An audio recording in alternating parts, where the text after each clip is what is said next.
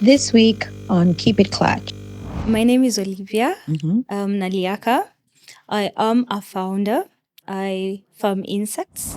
Like 77% of our respondents were willing to eat insects as long as they didn't see the head, they didn't see the legs, they didn't see the parts of the insect. This is a new industry, the insect farming industry? How long do you think it's been happening in Kenya? Because for me, I think when I heard about it, that was the first time I have ever heard of such a thing.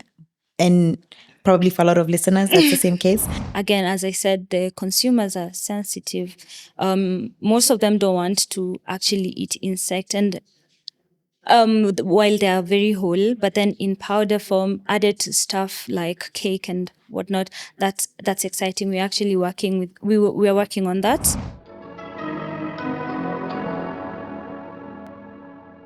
Welcome to another fantastic episode of Keep It Clutch, where we talk to aspiring founders in Kenya who are building innovative solutions using AI, deep tech, and general technology to solve some of our most pressing problems and challenges. Today, we are thrilled to be here with Olivia, the founder of FSF, and she will be talking to us about what she's building. So, welcome to the podcast. Thank you very much. So nice to have you here, Olivia. Nice to It's have. nice to have a lady. All right. Yeah, welcome. Thank you. Okay, so Olivia, who's Olivia? Okay, my name is Olivia Naliaka. I am a founder. I farm insects. I am the director of the Kenyan Hub of Rich Science Society, that's by the Cambridge University. And I am very passionate about food security in my country, Kenya, and the continent at large. Okay. Did you say insects? Yeah. Insects. Insects. All right. So we'll get into that. But how did you get interested in insects? Interesting. A lovely lady like you and insects, it's just, they don't seem to go together. You'll come to realize that insects are also lovely. Okay. Once you learn more about them. So it's an interesting story. I was 5 years old. It was raining outside. My mom went outside and collected some termites, brought them in the house and roasted them. And my dad ate them. And I remember a 5-year-old me looking at him and I was like, okay, what are you doing? Are you eating, in Swahili, we call them dudu. Are you eating dudu? And my dad was like, do you want to taste? I had a bite and I fell in love. So I spent the rest of the evening trying to catch some insects. But that was pretty common, right? When it rains, we have the termites. Yes, termites are actually very common in the country. Yeah. So yeah, we have always been looking out for termites. I call my friends in the village and I'm like, are they ready? So that's how it started. I went to university, studied agricultural economics, after which I just ventured full on insect production, did my own research in the country. I traveled a bit to see what's happening outside in the bigger insect markets, and now we're here, FSF in Kenya. FSF in Kenya. Lovely. So tell us a little bit more about the insect market. Right. Like maybe take us from the beginning, help us understand what are you even talking about? Okay. Which insects? All right. So currently in Kenya, the biggest sources of protein are beef, chicken, beans, fish and pork, but let's focus on beef because that's what the majority would. If you ask anyone what source of protein they eat, they'll talk about beef. So let's focus on that. So the price of beef is actually very high. And 64.4% of the population can't afford that. So I started looking at how can I bring these insects, because I got to understand when I was in campus, really, I got to understand what was happening in the market and how good this is for our nutrition. And it's not only about the taste, it's yummy, trust me, it is. Yeah. Does it taste like chicken?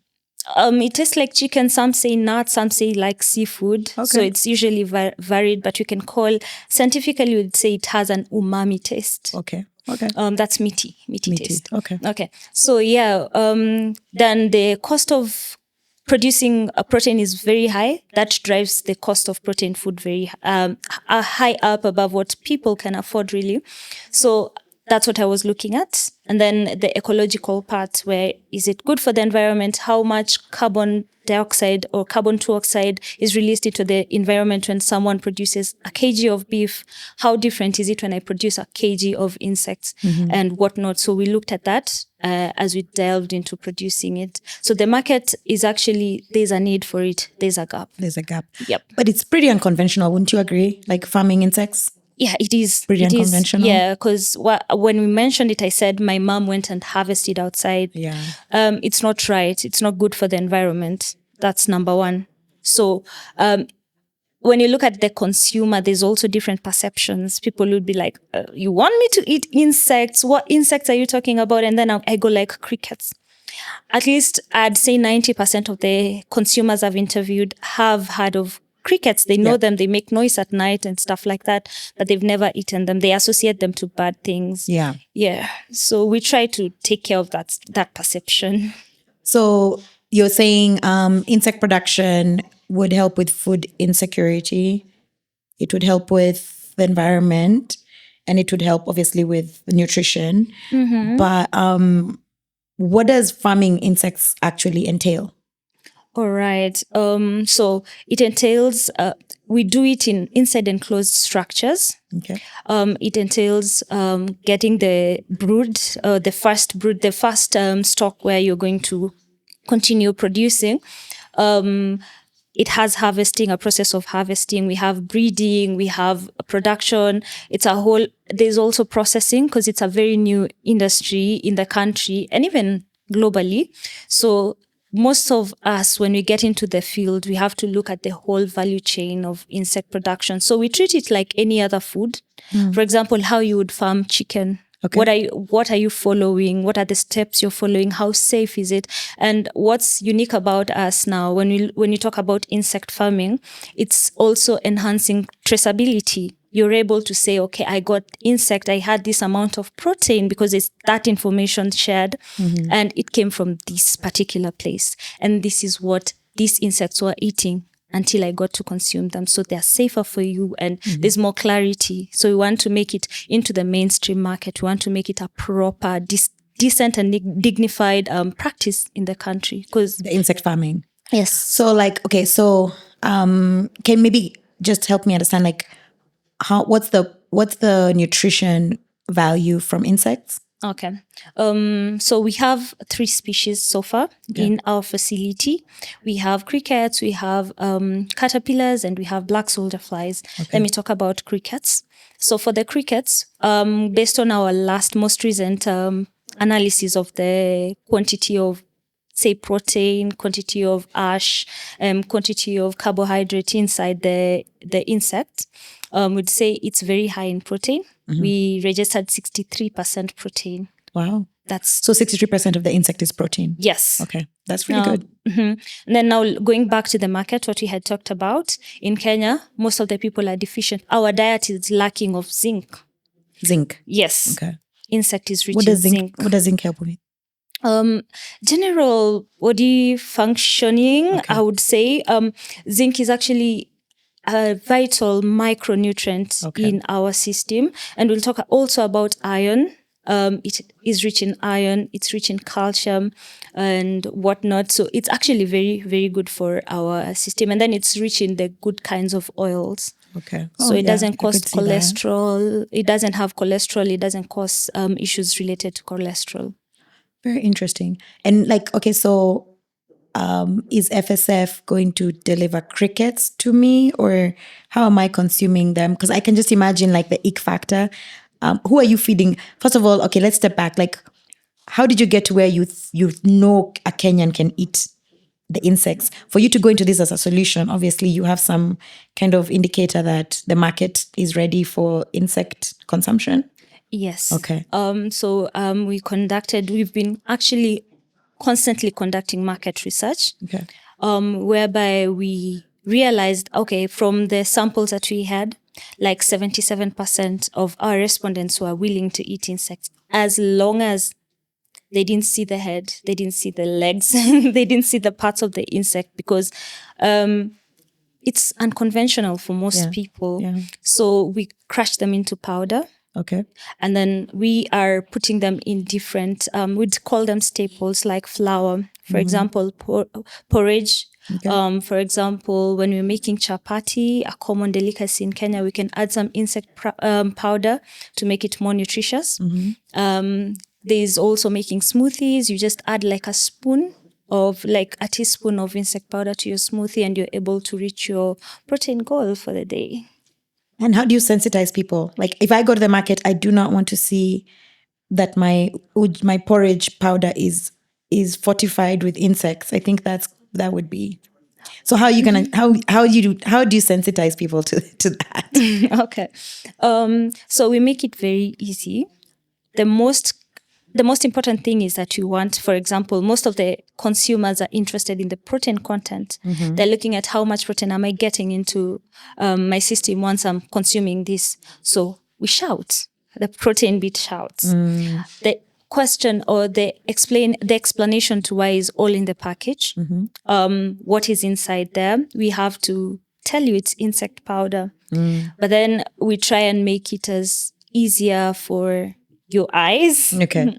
And even like, it's usually very simple. If you want, there's definitely clear information about it, but we sensitize you by, first of all, introducing you to the nutritional benefit of what you're having. Sure. Are you interested? The grade of consumers we have right now are actually very keen and curious to know what they're eating. Yeah. People are no longer just buying stuff and eating them. They'll check out what's happening and all that. So it's been an easier, like we'd say, the market segment from the age of, say, 22 to the age of 37.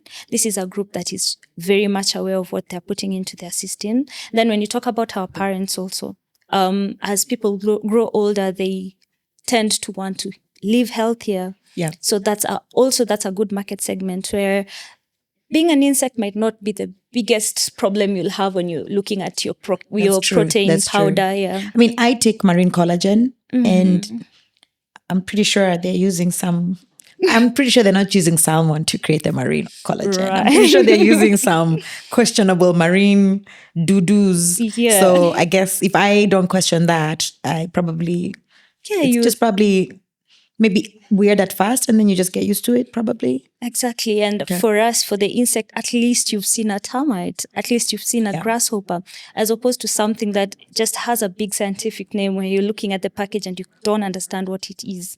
So in case of any issues, you can just come back to us because we are clear on what we are using, how we are feeding it. Like it's very traceable. So it's very good for you. Yeah. So once we approach you from the basis of this is the nutritional benefit of eating what we are providing you with, then most consumers are actually willing. We had consumers who were like, we were just doing market research, just interviews, we didn't have samples. And guys would come and they're like, okay, I've finished answering your questions. Where's the samples? I want to try. Okay. Yeah. So there's market. Okay, good to know. So this is a new industry, the insect farming industry. How long do you think it's been happening in Kenya? Because for me, I think when I heard about it, that was the first time I have ever heard of such a thing. And probably for a lot of listeners, that's the same case. Okay. So how many players are in the market and what is FSF doing that's different than the people in the market? And then also, what have you done so far, I guess, with the FSF solution? Okay. It's been practiced over decades. Let's talk about insect consumption. Our ancestors did that. Yep. It's very common throughout Africa. It's just not done in the mainstream market. The people who will harvest beetles in their own farms and prepare them and eat them. The information is online. There are people who are doing that. But then when it comes to mainstream now, insect production, when it comes to scientific, or let me say, based on what the government regulations, institutions are expecting of us, it's currently very new. It was just done in the bush. No one knew much. There's no documentation not like about formalized, it. Yes, it's not formal. Commerce. Yeah, exactly. So I think in Kenya it's been around 10 years. Okay. With a number of players coming in. Actually, we have the biggest number of insect farmers in Africa, based in Kenya. In Kenya and Uganda. Okay. What we've seen over the 10 years, is that people pick up the practice, they try it out. Scaling it is close to impossible, where we have farms who've been running for close to 10 years, they haven't broken even yet. We have generally we have 22,300 farmers approximately in Africa. 99% insect farmers, 99% are unable to scale up. Why is that so? That's because, first of all, the procedures that are being used in the market are not sustainable. There are those who are still harvesting from the wild and putting them inside their farms. It's not good for the ecosystem. That's what we are trying to stop. So that's number one problem. The second problem, lack of proper technology. And it's very easy to copy what's happening abroad because there's so many people coming in. The insect solutions also coming in. Someone built a solution in a particular country, in Europe, for example, then they bring it to Kenya, it might not work because the environment is totally different. How you run the facility in your country could be very different from how it's going to be run here. So there's been solutions, but they're not Kenyan specific solutions. They're not African specific solutions. So we ourselves are bringing in solutions that are specific to our continent and specifically in Kenya. Okay. Yeah, so we use technology, we use scientific principles, we use artificial intelligence in insect farming to make it scalable, to reduce the production cost by roughly 40%, to reduce the production time by 32%, to reduce the amount of movement inside the facility, whereby it leads to losses. And having a climate controlled facility is actually very important. And most of the farmers don't know that. So people start, then in a few months, they're unable to sustain it or they're unable to actually control what's happening because insects are insects. Yeah. They're not like avocados or they'll behave differently depending on what's happening in the environment. True. So an understanding of insect behavior. So our team has studied insect behavior, the specific species we are dealing with. There's people who've worked on that, understand how they behave and what's best for them. So that's what FSF is bringing to the table. Okay. You are able to scale.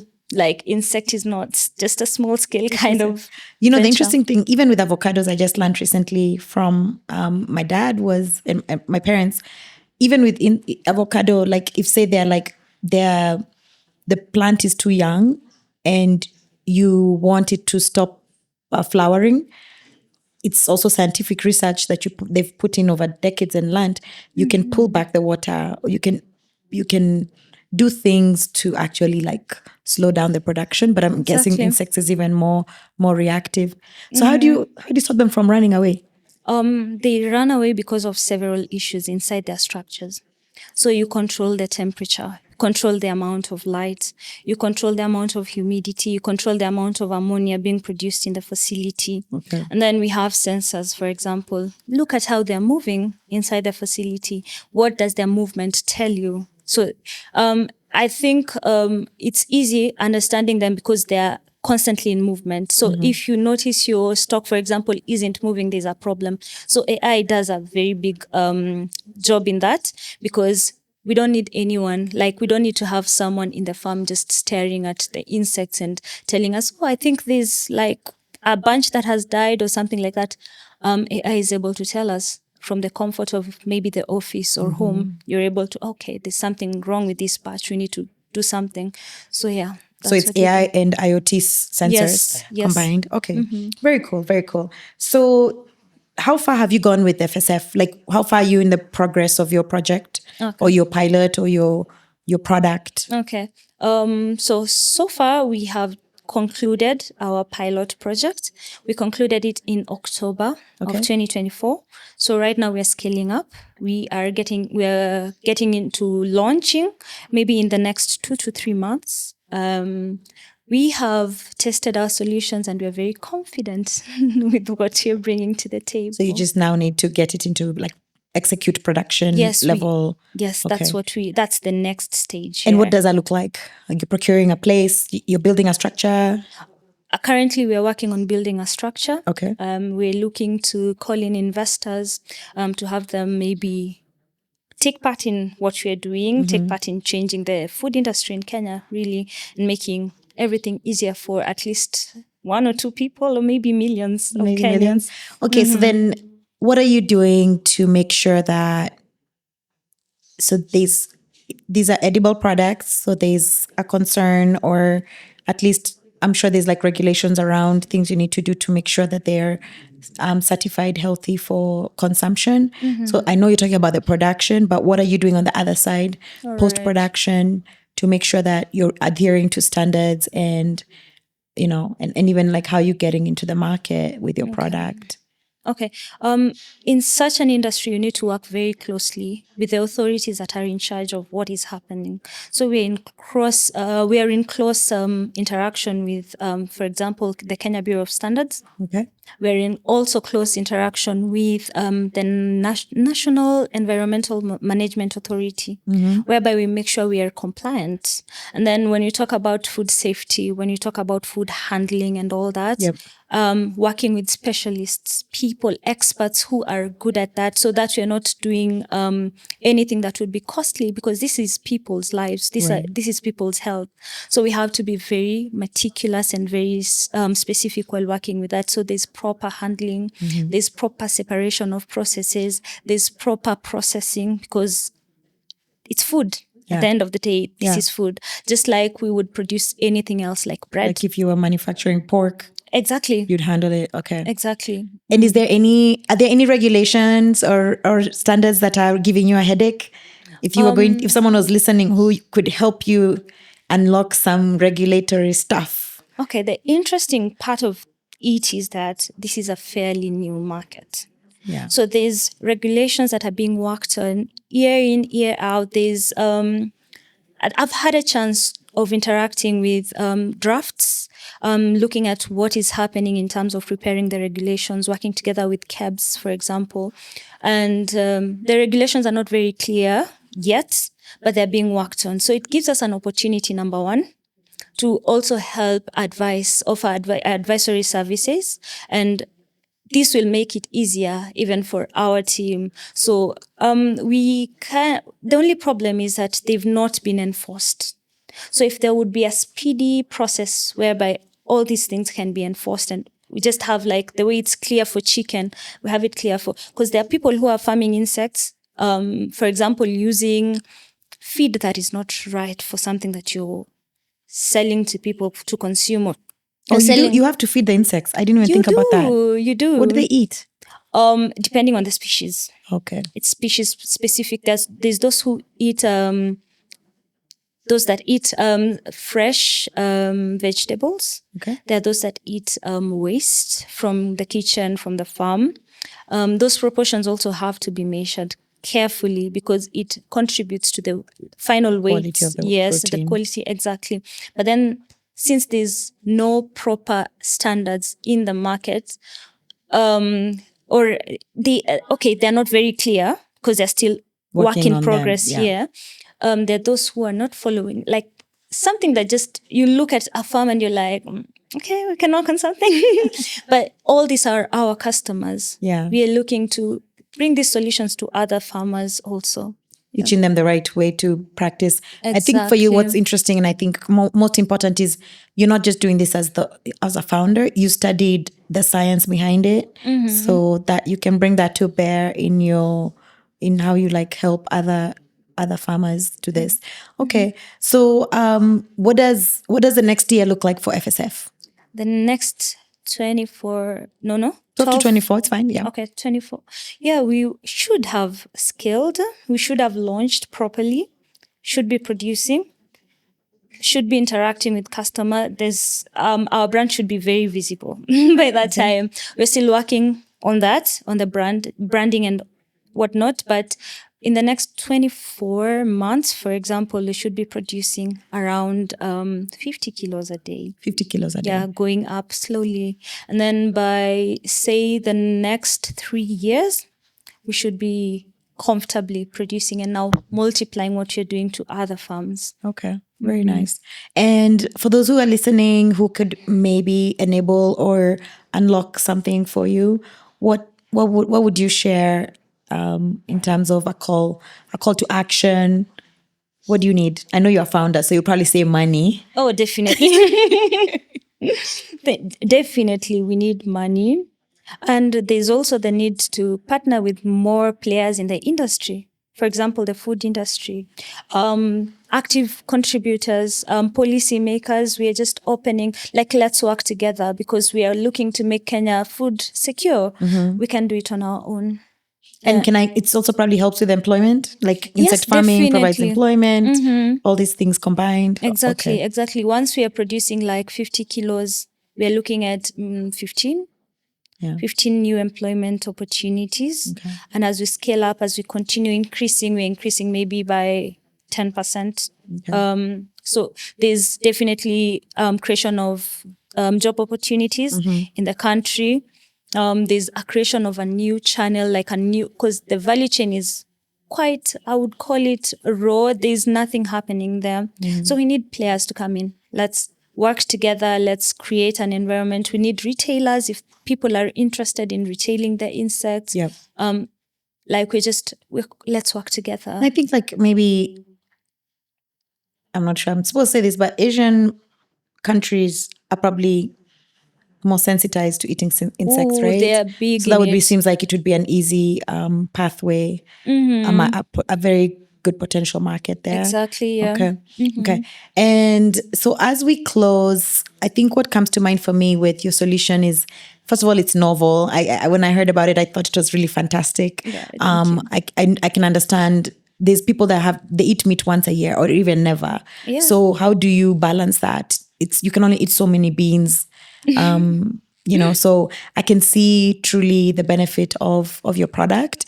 I would love to, if you've not considered it, to maybe explore making more delicious options. Right. So maybe like partnering with a chef or something, to make some nice palatable Right, cakes. some nice cakes, some cookies. Exactly. Insect cookies. Exactly.